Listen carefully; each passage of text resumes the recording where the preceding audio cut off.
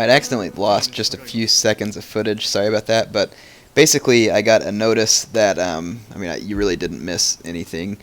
I got a notice that this general here, we had like the rumors of treason. I gave him a chance for redemption, but it really didn't end up helping anything. And so now I'm like suffering, I guess, the possibility that this guy is going to betray me. And I'm really worried about attacking an enemy army, because I don't know if you all have ever seen it before, but basically what will happen is if you have a general with low loyalty, you like attack an enemy army and all of a sudden he'll like join them. And due to my complete lack of options, I should have ordered the guy to commit seppuku. It would have increased my general or my daimyo's honor. But I didn't want to lose the general, so now I'm just going to have to go kill him, much like I did before, as I don't really have any way to upgrade anything to save this guy from defecting, and I can't risk losing an army or a province. That's why I separated him from my army, and I went ahead and moved him off. So I'm basically still in pretty rough shape, and I'm going to go ahead and end this turn here in a moment, just once I make sure there's no navies back here. Just kind of checking my shores, make sure don't have any unwelcome surprises on the way. I know the Ashina have been sailing ships around and stuff, but it looks pretty much all clear for the moment. Like I said, unfortunately there's not a whole lot we can do about that stupid rebel, or the general who's getting kind of rebellious, other than me trying to kill him. I thought he was going to end up getting converted here by the Uesagi monk, and that was fine with me, because then I just kill him in a battle. But unfortunately the conversion failed. So isn't that amazing? He's like so disloyal that he's causing me issues, but for some reason doesn't convert whenever that monk comes after him. So kind of strange circumstances there. See, the Saito is still up there doing my bidding, and doing it quite well actually. They've been my best vassal so far. The others not so useful. You can see there's a couple of navies now sailing around behind me, so I'll just wipe them out as soon as I get a chance on the next turn. So one of my armies was demoralized, don't really care. And yeah, check this out. So now I have a minus 50% to my diplomatic relations, which are already dandy, we know, because of this stupid realm divide. So now people are going to hate me twice as much, basically, for a short period of time, which is exactly what I need. Another wonderful complication.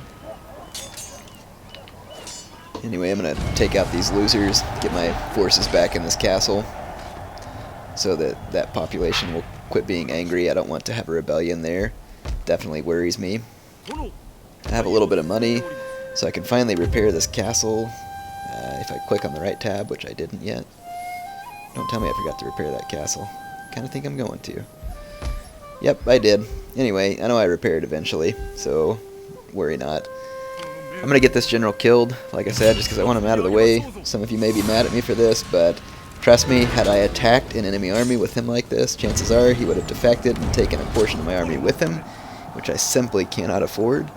And so getting him killed was definitely the best option in this case, as I didn't really have a whole lot of recourse otherwise. Should have ordered him to commit seppuku when I had the chance. Definitely a mistake on my part.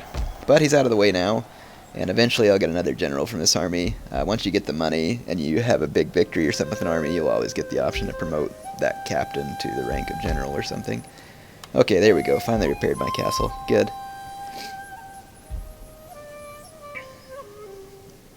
And I'm just going to take care of these two navies that are behind my lines here, because I don't want them to cause me any havoc while I'm not prepared. Doesn't look like it's going to be too difficult to take these guys out of the picture. And then, of course, scuppering the ships that I don't need, because that's just extra upkeep cost that the computer might be able to afford, but I cannot. So definitely need to get rid of these, because my navy's big enough as it is. Capturing the black ship would have been cool, because then I could just have like a one-ship navy, and I think the upkeep costs either would have been close to the same, or maybe actually a little more, who knows. But the black ship's great. I'll get it in my eco campaign, maybe. Definitely going to try for it. I captured it whenever I played my Uesagi campaign. You know, I didn't actually film it, of course, for YouTube, but I did capture the black ship in that campaign, and it was really fun, because you could absolutely clobber enemy navies with it. And of course, whenever I do decide to do a Christian campaign, of course that would be kind of funny to pick the Eco-Iki. I wonder if they can convert to Christianity. That would crack me up.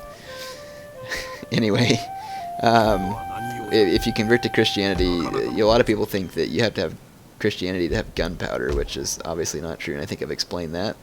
But one of the benefits of Christianity is that you can convert to Christianity, and then you can build Nan-Ban trade ships, and they are pretty good. Not only can they do some trade and stuff, they've got cannons and everything like that. So, and I think you can also import European cannons if you do the right research. I'm not real interested in having them, though. I don't really see a whole lot of use for them on this game, and I'm sure the cost probably isn't justified. The only thing cannons would be nice for is if I could install some cannons on my forts to help defend against armies, but you know that isn't going to happen. So the Murakami are marching towards me, and then they're going to start a war with me, and the Kiso are their allies, of course because they're both my vassal, and they're going to get the Kiso to join a war against me because of that stupid general who screwed up my diplomatic relations even more for 8 turns. Glad he's dead. Hope it was painful and slow. And I'm kind of hoping that he died of like a tetanus wound or something while crawling away from the battlefield with bleeding wounds. That'd be a perfect fit for a disloyal pig like himself. I don't really need to attack the Kiso though because they're still my vassal. I think they're my vassal at least until they destroy me, which they obviously won't. But basically, I'm not going to really attack them because I don't want to get into that. I just, you know, once my diplomatic relations go back to normal after the end of that 8 turns, the Kiso won't hate me. And so it'll be a good opportunity to keep them as a vassal. So I'll basically just be attacking the Murakami because they've declared war on me. I'm going to have to exempt some different areas from tax just so that I can go ahead and start moving these troops towards Kyoto because yes, finally, Heir really wants to capture Kyoto and get this over with. Though I'm assuming that if everything goes in a typical type fashion like it does for me, that capturing Kyoto is not going to be the last item in my campaign. I still do have to have 25 regions for victory. Welcome. The Saito, I'm giving them a little bit of payment here, just just to keep them happy. It's nothing major. They're not really losing diplomatic points with me per se, and then remember that 50% thing is in effect. So I'm just trying to make sure that it doesn't end up happening that they do declare war on me because that would be pretty disastrous. But I've pretty much kept them from declaring war on me at this point. And the nice thing is they're gaining a lot of provinces for me with armies that I don't have to pay the upkeep on. So in this case, the Saito have been very helpful in securing that front of my territory and really kind of delivering towards the bottom line success of my campaign here. So they've been a good ally, even though I had to force them into being an ally. But hey, it's better than me murdering them, I guess. You know, if this were a Rome Total War campaign, of course, I would just exterminate all the populaces, but they don't really give me that option. Not to mention, I'm sure that everybody would hate me, because even if you just do some simple looting, then your daimyo's honor goes down, which is pretty darn annoying. So you can see the Iko-Iki just took a territory back from the Saito. That's why I'm saying that capturing Kyoto isn't going to be the end of this campaign, because I don't hold 25 provinces, and plus there's a little bit of back and forth all the time, where I lose a province here or there, the Saito lose a province here or there, or one of my other vassals. So, you know, it's just kind of a mess. But capturing Kyoto will solidify my income. It'll give me an extremely defensible city, and I won't really have to leave my troops there to keep it happy. So it'll be kind of nice, because I'll be able to use it as a base to move forward and capture some more provinces. So right there I wanted to just take out that lone Katana Samurai unit before it can meet up with some of its buddies and give me a more difficult fight. Definitely want to take advantage of those situations every time you get it. So there I've joined up my mangonels with my army here, and I just need to let this army finish retraining.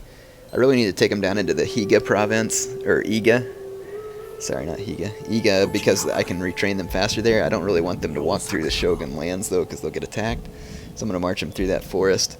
So hopefully here in a couple of turns we'll be ready to assault the army of the Shogunate. And I'm kind of thinking that I'm probably going to end up fighting them on the open plain, And of course, I actually know how I'm going to end up finding them, but I'm just telling you this as if I had done the commentary right when I was doing the video.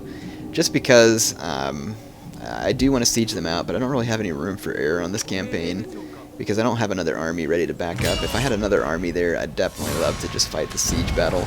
Or another great way to fight the siege battle against the Shogun is to not use Katana Samurai, but to use Naginata Samurai, because they still have good attack, and you'll be able to beat their troops in melee, but the Naginata Samurai are much less vulnerable to missile fire. And the Shogun is really big on stupid bow samurai troops. And, you know, Katana Samurai aren't, you know, as vulnerable to missiles as some units, but they're definitely vulnerable to missiles. So the Naginata units are quite good for sieging Kyoto.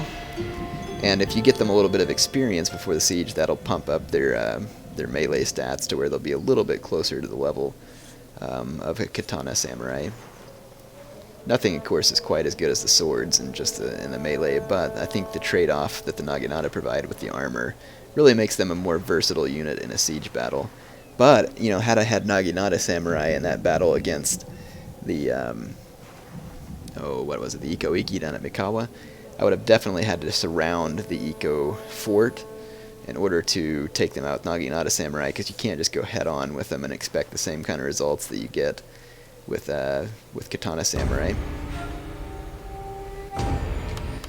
So there's our usual everything's going wrong warning at the end of every turn. And again, because they've sieged my castle, it's damaged my castle. And I hate these Yamana guys for that. It really ticks me off, because then I have to spend money every turn to repair my castle.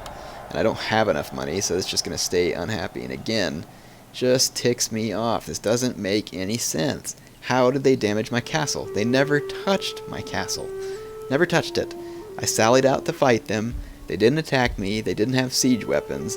And even if my castle is damaged, my troops are still there. The castle's still there. It doesn't make sense that the people are revolting. It just kind of ticks me off. It makes it too easy for the computer to come in and screw up your order. Anyway, these guys are retraining fast now. Again, you can see the double pluses above the unit cards. And this, here you can see the slash above the unit cards, which means they're not retraining at all. I forgot that without a general, these units won't retrain without being in a town. So I need to move them back into this castle here in order to get them retraining. And eventually, when I win a big battle, like I said, I'll be able to get a general for that. My income's kind of up and down a little bit. It's still not great. But, you know, it's slowly coming up, generally. I mean, I'll have my trade ports blockaded and this and that from time to time, but it's generally going in a better direction than it was just a few turns earlier. But it looks like we're pretty much ready to end this turn as far as I know. I'm just checking around here to make sure that I'm not leaving any loose ends undone. Got a whole bunch of armies up there. Again, that's the Kiso, though, and I don't really wish to attack the Kiso. So let's go ahead and end this. See what happens during this turn in. More nuisance armies coming in over there. Guys are just like swatting mosquitoes. You can kill 1,000,000 of them and they just keep on coming back. No really getting rid of them. But it's a pretty defensible position, so it's not really the biggest deal that that happens.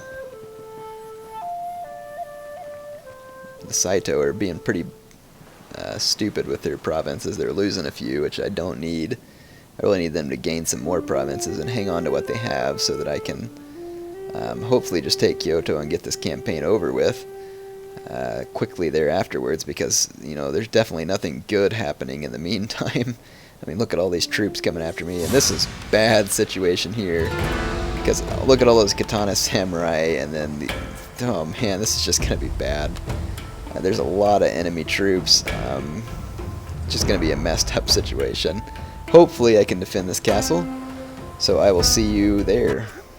So here I am attempting to defend the castle. I actually beat back pretty much most of the original Eshina assault. I forgot to push record, but here you can see me fighting back now against this other clan. I don't remember what their name is. I'll just call them the Morons. How about that? That works. Yeah, so the Morons are attacking me now with all their Katana Samurai, and basically I'm just swamping them with numbers, and because of the morale boosting effect of my fort, I'm able to beat, you know, what would otherwise be a superior unit. Here, though, I got my bows. I'm going to go ahead and attack these Katana Samurai that I accidentally let come up the walls unopposed. You can see that they started to waver under just the first volley from those 4 bow units. So definitely can rip them up pretty quick. The rest of these Katana Samurai units are getting pretty beat up as they're coming up the wall, and you can see that I'm just mobbing these guys with numbers. And I am taking a lot of losses, but it will work.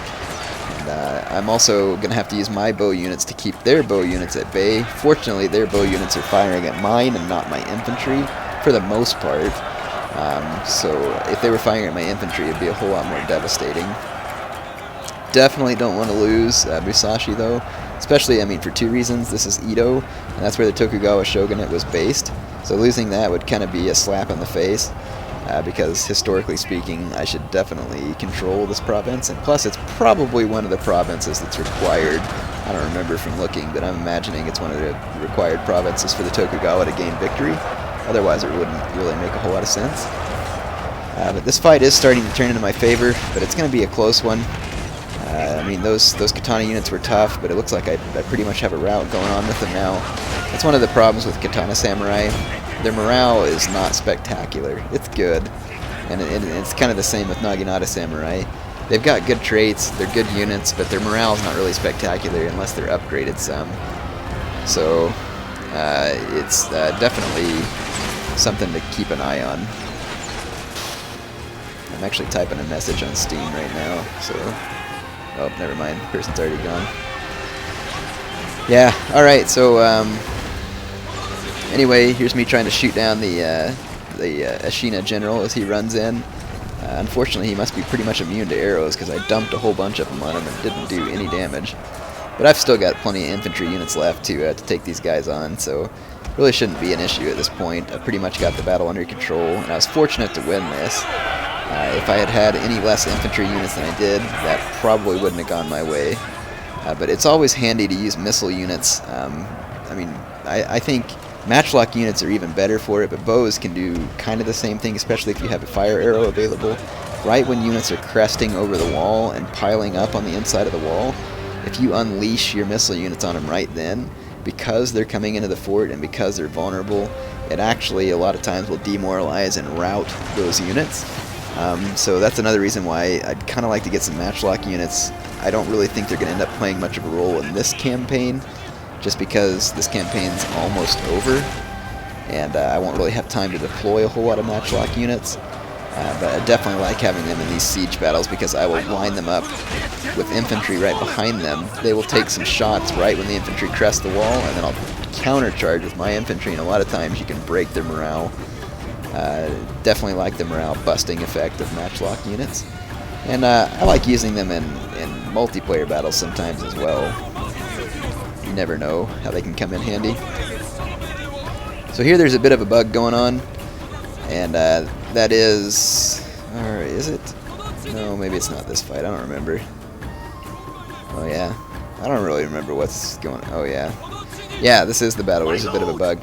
The enemy general here routs, but there is still one general for this, the morons here, that's out there in the field. I'm trying to kill this general, but you can see that like part of his unit climbed the wall and part of it didn't. So that general actually got away alive, but there is one enemy general left. You can see the star in the minimap. Sometimes the AI does this. I don't know if it's just like a little glitch or what, but whenever it's like the end of the battle, sometimes their units will just stop. Like they won't continue assaulting the castle, but they can't really run away either. So I am going to go out and kill these guys, just because I think it would definitely be worth my time to get rid of that general. So it's kind of a weird glitch that sometimes happens. I am going to go ahead and position my archers up here, just in case I can take shots at that general or any other troops come back from routing. I'll be able to take them out. But I have to admit that, you know, considering past siege battles, I mean, CA has just gone a long ways in making this better. There are some small glitches with the AI in the siege battles on this, but it's really not bad. Yeah, this unit came back from routing, you can see. And I don't even realize that I don't have my bows on fire at will. Eventually I fixed that, but I decided to go ahead and quit recording, so hope you enjoyed this video. See you back soon.